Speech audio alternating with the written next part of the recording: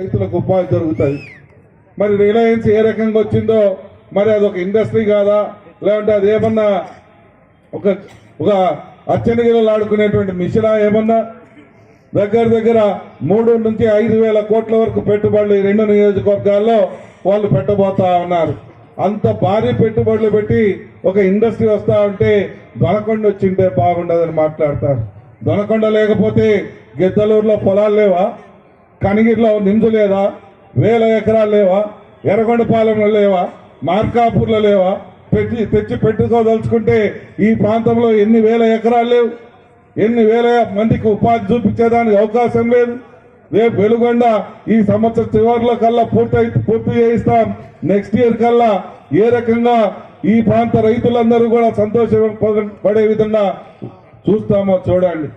ఎకరా 40 నుంచి 50 లక్షల రూపాయల వరకు పొలం రేట్లు వస్తాయి. రైతు తన బిడ్డలకు గర్వంగా నిన్ను కోటీశ్వరుని చేశాను రాని చెప్పుకునేటువంటి సమయం అతి త్వరలో రాబోతా ఉంది.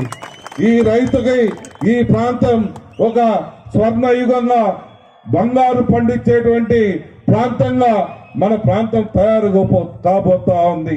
రాయలసీమతో పాటు మన ప్రాంతాన్ని కూడా హార్టికల్చర్ హబ్లో పెట్టించాం.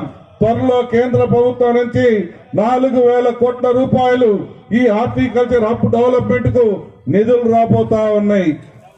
ఎక్కడ మారుమూల ప్రాంతంలో మీరు పండ్ల తోటలు వేసుకున్న ఆ తోటలకు తార్ రోడ్లు, సిమెంట్ రోడ్లు వచ్చేటువంటి పరిస్థితి రాబోతా ఉంది.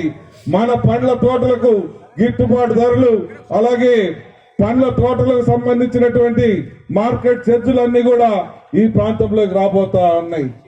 మనమందరం ధైర్యంగా ఉండేటువంటి రోజులు రాబోతా ఉన్నాయి. దీన్ని ప్రజల్లోకి తీసుకుపోవాలి, ప్రజలకు తెలియజేయాలి. ఈ ప్రాంతం కోసం ఏ రకంగా కష్టపడి పనిచేస్తా ఉన్నామో, పని చేపిస్తా ఉన్నామో దాన్ని ప్రజలకు తెలియజేయాలి. చేసేటువంటి వాడిని గౌరవించమని, గుర్తించమని ప్రతి ఒక్కరికి తెలిసేలా చేయాలి. కులాలు ఈరోజు శాస్త్రం కాదు. కులాలను అడ్డం పెట్టుకుని రాజకీయాలు చేయాలన్న ఉద్దేశం మాకు అసలు లేనే లేదు. మేము ఆ కులాల పేర్లు చెప్పుకోం.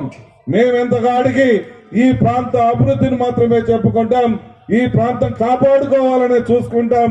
ఈ ప్రాంతాన్ని మంచి చేయాలని మాత్రమే ఆలోచన చేస్తాం. ఆ రకంగా మేము పనిచేసుకుంటూ పోతా ఉన్నాం. 100% ఈ రాబో 3 సంవత్సరాల కాలంలో డెవలప్మెంట్ అంటే ఏ రకంగా ఉంటుందో మీరు కూడా చూడండి. ఒకప్పుడు మన గ్రామాలు ఏ రకంగా ఉన్నాయో ఒక్కసారి ఊహించండి. 2009-10కి ముందు ఏ రకంగా ఉన్నాయి, 2014 తర్వాత ఏ రకానికి తీసుకొని వచ్చాం, 2019-24 కాలంలో ఎంతవరకు పని చేశారు, ఎంతవరకు మన గ్రామాల అభివృద్ధి చేశారు అది కూడా చూడండి. ఈరోజు 2024 నుంచి 29 వరకు మళ్ళా ఏ రకంగా అభివృద్ధి చేయబోతా ఉన్నామో దాన్ని కూడా బేరీజు వేసుకోండి.